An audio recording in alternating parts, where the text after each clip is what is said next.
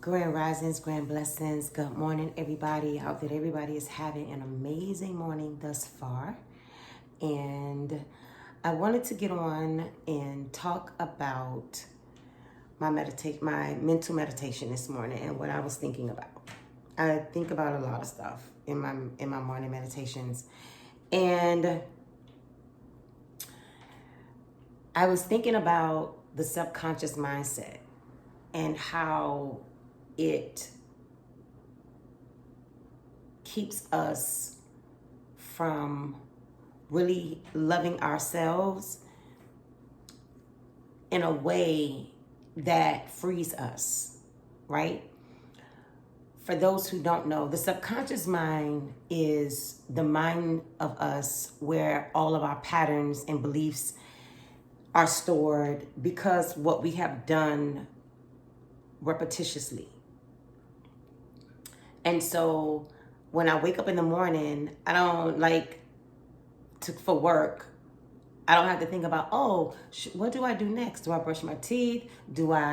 No, it's a routine. It's a pattern. The alarm clock goes off. I wake up. I start to move. I start to look at what I'm going to wear. I brush my teeth. I take a shower. I get dressed. You're not stopping and saying, okay, what is the next step? Because you have done this so much, it is automatic for you. So that is the subconscious mindset. And again, we live 95% of our life from the subconscious mindset because that is the place of repetition. That is the place of beliefs we have stored, right? These are the agreements that we have with ourselves. And so when we're trying to heal because we have relive the trauma, the negative emotions, the negative experiences over and over and over again, whether literally, whether mentally from PTSD. This presents a challenge to healing yourself. For the past 3 days, I've been in this place of thought and when I say thought, I mean on this really next level, really looking at my, assessing where I am because it was coming to the end of the first 6 months of the year and realizing what I've done, realizing what I haven't done, and then realizing what is hindering me from what is actually hindering me from doing what it is that I need to do. And I do understand that I was like, no, Alexis, there are blind spots that are there. There's something that's there that you're not able to see. And a lot of times what we think it may have to do with, it actually does not, right?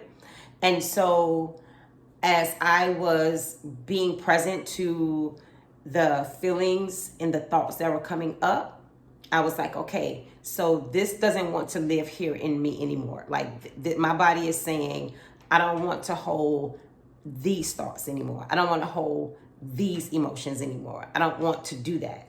And so I became very present to that. So I took a sheet of paper and I wrote down, what do I want to transmute, right? So I was writing down what was coming up. I was writing down the emotions that was connected to it. I wrote down, why I thought it was there. I wrote down, I'm trying to remember from seeing the paper in my head. I wrote down why the fear was there, right? And so I went through this whole process of trying to understand why these particular thoughts and emotions were actually there in this moment, right? And so I have, a little ritual that I do when I do this process with myself. And so for me, I like to release it, right? So I have a little ritual that I do where I release these emotions, these thoughts. I tell it, thank you for serving me. I say, I do my forgiveness affirmations, and I release it in love and light, right? So as I was doing this on yesterday, I realized that in my subconscious mind, I was still, one of my blockages or my blind spot was, let me say this. I found the origin of being left, like being thrown away. And it came from the death of my boyfriend when I was in my early 20s. And I remember like yesterday sitting and like tears just started like falling from my eyes, because I'm like, oh my God, like, so 25, 26, 27, I don't know, it might be like 28 years, right? Like that I've actually been like holding that, right? And I was, I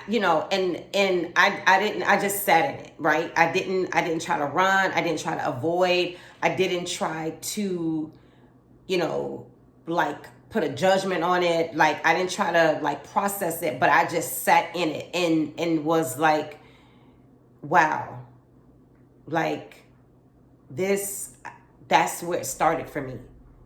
And so as a result, I now have a better idea of my defense mechanisms, right? I now have a better idea of why I was so immersed in needing to feel guarded. In resistant to friendships or whatever, And so, but I sat in it, right? Because I needed to be in that and not run from that, because this has been stored in my subconscious mind for years. But I also understand that I also knew that there was something that was blocking me, right? Because I'm looking at my life and in certain areas, and I'm like, there's something that I'm not getting. There's something that I'm not understanding. And, and I really do want to understand like what that is. And so doing my shadow work or my soul work, that I call it, for these past 3 days, I realized like, wow, this is in your subconscious. Like this is like one of the things that is actually hindering you and that is causing you to feel stuck in this area of your life. And so the subconscious mind is very powerful, right? And it can be your friend or it can be your foe. And so I'm in this space where I'm trying to make my subconscious mind my friend, right? I'm trying to make us be in sync with one another. And so I had to start replacing my old patterns with new patterns, with patterns that would make me operate at a higher version of myself, that would help me to see myself clearly, that would help me not want to hold on to negative experiences, negative emotions, and continuously live from that state of emotional and mental PTSD, right? A lot of times, like, when I'm coaching clients, when I'm teaching clients, or I'm providing mental and emotional therapy tools to them, I always express to them that it is about us changing our subconscious mind, right? It is really about that. And because that is the place that we live from, that is the place that we are familiar with, even if I do not understand it, even if I do not know it, right? And so the subconscious mind is very powerful, and we have to start to understand that in order for me, as a part of me learning to change, it's also about changing my mindset, right? It's about me changing the way that I see things. It's about me changing the way that I do things. I think one of the greatest hindrances to an individual not being able to overcome obstacles and overcome challenges is because we don't like to stop and assess our belief system. We don't like to stop and assess our patterns of behavior, right? And that's not to say that these beliefs are wrong. It's not to say that these patterns are wrong. What I'm saying is that if you are 40, what you needed at these beliefs and patterns that you needed at 20 and 30 doesn't work for your 40-year-old self, right? And so the subconscious mind, I personally think it's a gift. I think that we just have to learn how to use it, right?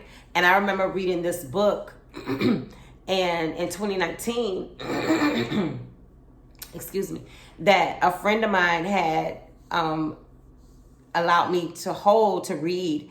And I remember the author had said that the subconscious mind needs to be retrained. And that, for whatever reason, that just always stuck with me. But because of my own belief systems and the things that I had been taught, I wasn't necessarily able to grasp it when I first read it. But as I've been doing this work with myself, I get it and I understand it. And now it is all making sense to me. And so I'm just putting some appetizers on the table. I'm putting some information on the table. And if you think that this is an appetizer that you want to chew on a little bit, that you want to consider, I would say, from a coaching place, from a teaching place, from providing mental and emotional therapy tools to individuals, that maybe you need to really consider what are your patterns. Start paying attention to what you're doing all the time. When you get upset, what is the first thing that you do? Are you impulsive? Do you go to 1,000 like that? Do you shop unnecessarily? What are your patterns that are stopping you from really moving to this next version of yourself and you trying to understand yourself? What are the things that you need to untangle? When I was in therapy, my therapist would always talk about just untangling it, right? Because a lot of times everything is tangled up, right? We only see we see everything as one. And the reality is there are different parts of you that are basically all tangled up together, and you have to unravel, right? And then find out what you want to do. What do I want to do with this? For the most part, I can say that most of my clients, the way that we are taught or the way that we have been socialized is to throw these things away.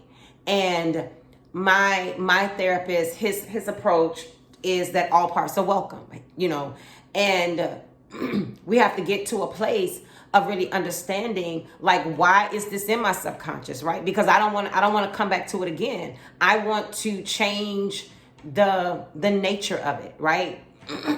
My therapist would say, be reborn, right? And so we have to learn to understand why are these things, why are they there, right? Why do I have this pattern? Why do I have this belief system? And you know what? Do I want to change it? Is it a belief system that is still working for me, that can work for my 40-year-old self, that can work for my 50-year-old self? And if it doesn't, not that you throw it away, you just say, hey, listen, this no longer serves me, right? And then you have to find something to replace. I don't like necessarily using the word replace, but for the sake of conversation, to replace it, that's going to help you be healthy, that's going to help you heal, and that's going to help you move to this next version of yourself, for what it is that you want to become. Ultimately, what do I want my life to look like?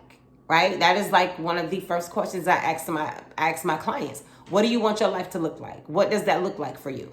And so I hope that these little appetizers, nuggets, can help anybody who is wondering about the subconscious mindset, wanting to know more about the subconscious mindset, or if you're just being introduced to it and you never thought about changing your subconscious mind. So again, thank you. I am Alexis Cole, and until next time, talk to you later. Bye-bye.